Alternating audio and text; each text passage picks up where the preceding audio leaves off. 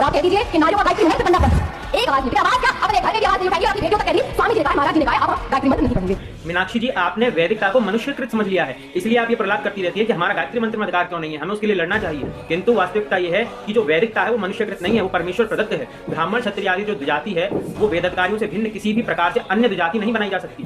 ब्राह्मण क्षत्रिय नहीं हो सकते और क्षत्रिय ब्राह्मण नहीं हो सकते। जिस प्रकार से लोक में ये देखा जाता है कि कई प्रकार के शैव हैं जो वैष्णवों को शैव बना लेते हैं और वैष्णव हैं जो शैवों को वैष्णव बना लेते हैं, ये भी मनुष्य के अधीन है। किंतु जो वैदिकता है, जो द्विजातित्व है, वो मनुष्यकृत नहीं है, वो मनुष्य के अधीन नहीं है, वो परमेश्वर प्रदत्त है। यदि कोई व्यक्ति द्विज है तो वो परमेश्वर के द्वारा ही वेदों के अंदर उसको अधिकार प्राप्त है, परमेश्वर के द्वारा। जिस प्रकार से कोई पशु है, कोई मनुष्य है, ये किसके द्वारा है? परमेश्वर प्रदत्त है। कोई मनुष्य किसी को पशु नहीं बना सकता। वेदों में अधिकार, वैदिकता या द्विजातित्व किसी भी प्रकार से मनुष्य के अधीन नहीं है, ये केवल परमेश्वर के अधीन है, परमेश्वर के द्वारा प्रदत्त है। फिर इनका कहना है कि क्या हमें मोक्ष का अधिकार नहीं है? बिल्कुल है। वेद और वेद अनुयायी शास्त्रों ने मनुष्य मात्र के कल्याण के लिए, द्विजातियों के लिए और एक जातियों माने शूद्रों के लिए उपदेश दिया है, जिसके अंतर्गत अपनी योग्यता के अनुसार, अपने अधिकार की सीमाओं के अनुसार उन उपदेशों को ग्रहण करके मनुष्य अपना कल्याण कर सकता है। और क्या आपको माता मदालसा के बारे में ज्ञात नहीं कि उन्होंने अपने बालकों को शुद्धों से बुद्धों से निरंजनों से संसार माया परिवर्जितों की कविताएं सुना करके मुक्त कर दिया? क्या उन्होंने गायत्री मंत्र का जप किया था उसके लिए?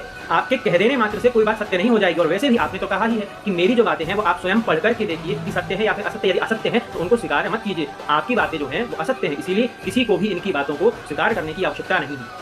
जय श्री कृष्ण।